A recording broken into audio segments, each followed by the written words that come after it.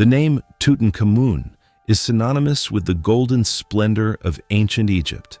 His tomb, discovered intact, promised an eternal image of royal majesty. For decades, the official story of his death was simple: a tragic end from a leg injury or illness. That is the comforting myth perpetuated by guidebooks. The terrifying truth, hidden for millennia beneath the golden mask, was revealed not by archaeology, but by modern forensic science. CT scans of the Boy Pharaoh's mummy uncovered a massive, secret trauma to the back of his skull, a blow so devastating it could only be the result of a brutal, cold-blooded murder. This shocking finding rewrites history.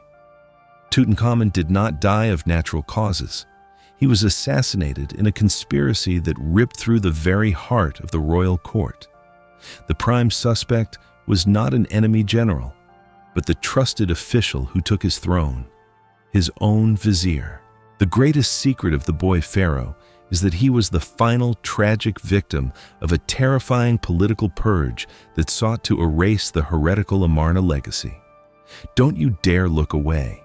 Watch this entire deep dive documentary and subscribe to Crown of Dread, and you will learn the one secret anatomical fact about Tutankhamun's body that proves the assassin was left-handed. The seeds of his assassination were sown by his mother and father, the infamous heretics who destroyed the Egyptian gods. Tutankhamun was born into a revolution, the radical, terrifying reign of his father, Akhenaten. Akhenaten attempted to dismantle over 1,000 years of Egyptian religion, replacing the pantheon of gods with the single worship of the sun disk, Aten. This was the ultimate act of royal heresy, throwing the entire empire into chaos. Akhenaten's religious purge was brutal. He closed the temples of the powerful god Amun, erased the name of Amun from monuments, and relocated the capital to the desert city of Amarna. This massive political and religious upheaval created a vast network of powerful enemies: the old priests, the military elite, and the disenfranchised populace, all hungry for revenge. Tutankhamun, born Tutankhaten, inherited this terrible crisis. His early reign was marked by the enforced restoration of the old gods, a political necessity to heal the rift. But the Boy Pharaoh was surrounded by figures who had suffered under his father's heresy and saw him as the final vestige of the cursed Amarna bloodline. This is the ultimate historical example of ideological regime change. The Amarna Revolution shows that forcing a massive, fundamental shift in ideology creates deep-seated, powerful enemies who will wait decades or generations to exact their revenge on the succeeding leadership. But the most immediate threat to the young pharaoh was a terrifying secret alliance formed by his own wife and the powerful, ruthless Vizier. Once Tutankhamun ascended the throne, he was a child surrounded by adult wolves. The two most dangerous figures in his life were his chief advisor, the Vizier A, and his own young wife, Ankhesenamun, his half-sister. Historical evidence strongly suggests a terrifying alliance between these two figures. Following Tutankhamun's mysterious death, his widow, Ankhesenamun, wrote a desperate secret letter to the king of the Hittites, Egypt's greatest enemy, begging for a prince to come and marry her. She confessed that she was being forced to marry a servant, a clear reference to the aging Vizier I. This letter proves a violent, high-stakes coup was underway. I, a brilliant but ruthless official, was a surviving power player from the Amarna court. He was already old when Tutankhamun died. By eliminating the boy king and marrying the queen, A could legitimize his seizure of the throne. Ankhesenamun's desperate plea confirms that she was a terrified pawn, seeking foreign aid to escape the forced union and the terrifying coup led by I. This is the ultimate historical template for political betrayal masked by marriage. The Amarna court proved that marriage alliances are often ruthless tools of power consolidation, where personal consent is irrelevant to the political endgame. But the true evidence of the murder was only revealed through CT scans. A blow so sudden, it indicates the assassin was standing directly behind the boy king. The long-held theory of Tutankhamun's death, a sudden complication from a broken leg, was definitively debunked by modern forensic CT scans. The scans provided the ultimate shocking evidence of a brutal crime. The CT scans revealed a massive, non-healing fracture and internal hemorrhage at the back base of the pharaoh's skull. The wound, hidden beneath the thick layers of embalming resin, suggests a single powerful blow to the head with a blunt object delivered from behind. This was not an accident. This was a targeted, fatal attack. The nature of the injury, a blow delivered while the victim was seated or kneeling, strongly suggests the assassin was someone the king trusted, someone allowed to stand behind him in the private confines of the palace. The assassin likely struck the blow with a mace or a heavy ceremonial staff, ensuring immediate death and minimizing noise. This situation illustrates the terrifying reality of unseen history. The technology of the 21st century finally solved a murder committed in the 14th century BC, proving that truth can be suppressed for millennia but never truly erased. But the most disgusting secret of the Amarna lineage was the physical deformity and sickness of his father, Akhenaten, a medical curse that Tutankhamun also inherited. Tutankhamun inherited more than just the political chaos of Amarna. He inherited a severe genetic curse created by generations of royal Egyptian incest. The political strategy of marrying close relatives, brother to sister, created catastrophic biological consequences. Scientific analysis of Tutankhamun's mummy and his ancestors, including his father Akhenaten, revealed multiple severe genetic defects: clubfoot, scoliosis, and a debilitating bone necrosis that caused chronic pain. Tutankhamun was forced to walk with a cane and suffered constant physical agony, a stark contrast to the divine image of the pharaoh. This physical decay was compounded by the political situation. Tutankhamun was a physically weak boy, desperately trying to restore a powerful empire while suffering relentless, debilitating pain. This weakness made him an easier target for political predators like the Vizier I. This case is a powerful historical warning against dynastic hubris. The Egyptian pharaohs, in their pursuit of divine blood purity through incest, ironically created a line of genetically crippled rulers, proving that no amount of political power can defy the basic laws of biology. We have traced the conspiracy from the heretical father to the final murderous blow. But the ultimate, darkest secret remains: the bizarre ritual the assassin performed on the tomb after the burial to ensure the pharaoh's eternal silence. Tutankhamun's wife, Ankhesenamun, was a silent victim in this political maelstrom. She was the daughter of the heretical Akhenaten and Nefertiti, and the half-sister and wife of the boy king. Her position was the most precarious in the empire. After her husband's mysterious death, Ankhesenamun wrote a desperate, secret letter to the king of the Hittites, Suppiluliuma, begging for him to send her a prince to marry. Her plea was chilling. "My husband is dead, and I have no son. They tell me to marry one of my servants, and I am afraid." This servant was the Vizier I. The letter is a direct, terrified confession of the coup. The Hittite king was shocked by this unprecedented request. He suspected a trap, but eventually sent a prince named Zananza. That prince was murdered before he could reach Egypt, likely by I's agents. Ankhesenamun was forced to marry the man who had potentially killed her husband and her last hope of freedom. This royal drama illustrates the historical truth that women are often the ultimate political commodity. Ankhesenamun's choice was not love, but survival, proving that in systems of absolute patriarchy, a queen's body is a ruthlessly used political tool. But the vizier's betrayal was so absolute that he committed a horrifying ritual in the tomb, an act designed to steal the pharaoh's spiritual essence. The Vizier A was not content just to murder the pharaoh and steal his queen. he needed to steal his spiritual authority as well. The act of usurpation was finalized in the sanctity of the tomb. The burial rites of a pharaoh were meticulously performed by the successor. In the famous wall paintings of Tutankhamun's tomb, the succeeding pharaoh is shown performing the opening of the mouth ceremony, an essential ritual needed to ensure the deceased pharaoh's spirit, K, could enter the afterlife. The figure performing this sacred rite is Vizier A.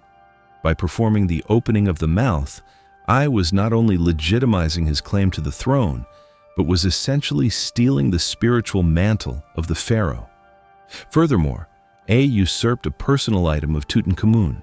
The official cartouche of A was carved over Tutankhamun's in key places in the tomb, claiming the final act of burial for himself.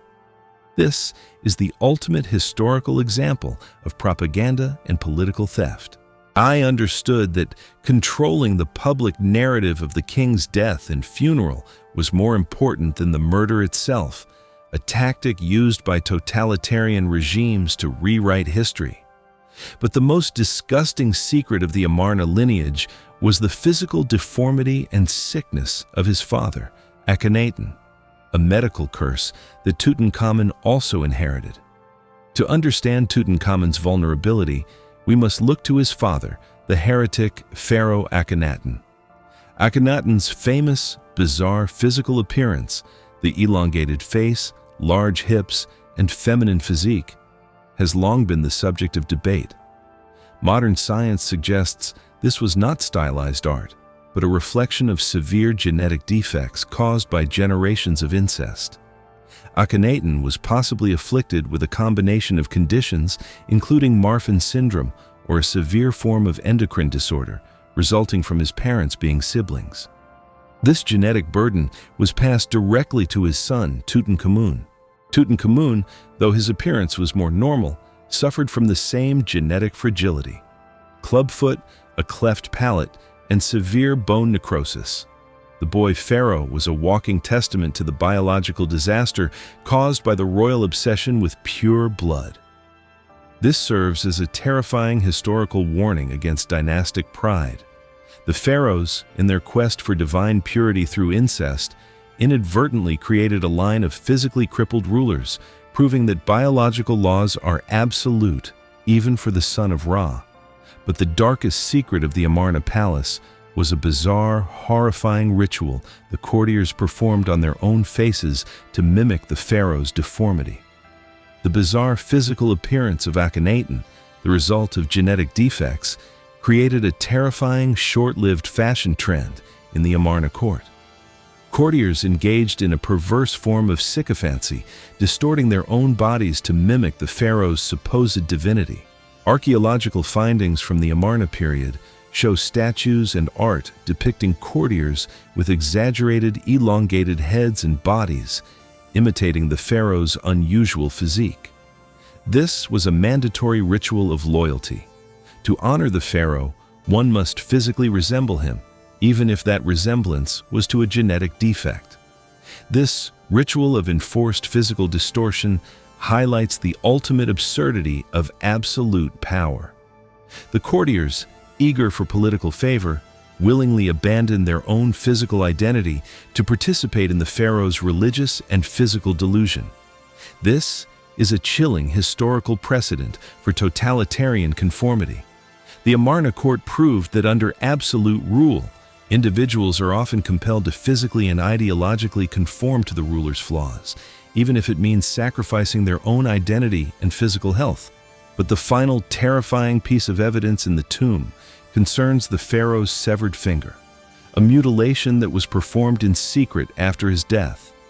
The forensic analysis of Tutankhamun's mummy revealed a final unsettling detail that suggests the betrayal continued even after his death. His body was not entirely intact.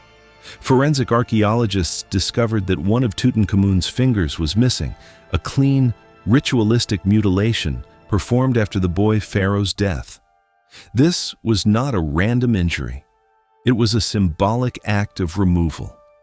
While the blow to the skull killed the pharaoh, The removal of the finger was likely a post-mortem ritual performed by the conspirators, perhaps to serve as a symbolic trophy or a magical component for a curse designed to prevent the pharaoh's soul from rising to take revenge. It was a final, cold-blooded act of insurance by the assassins. This demonstrates the chilling historical use of ritualistic desecration. The assassination was sealed by the mutilation of the body, proving that the perpetrators feared the victim's power even in the afterlife, a profound example of deep-seated superstition controlling politics. We have traced the conspiracy from the Vizier's betrayal to the final mutilating blow. But the darkest secret remains, the bizarre items buried with the pharaoh that reveal his final agonizing journey. The sheer number of walking sticks and canes found in Tutankhamun's tomb was initially a source of confusion for archaeologists. Why would a mighty pharaoh require so many aids for mobility? The answer lies in the heartbreaking reality of his genetic inheritance and chronic pain. Over 130 walking sticks and canes were discovered in the tomb, a chilling personal collection. This massive quantity, combined with the forensic evidence of his clubfoot and debilitating bone necrosis, proves that the golden image of the pharaoh was a facade. Tutankhamun was forced to rely on these aids for most of his short life, constantly fighting through immense physical pain.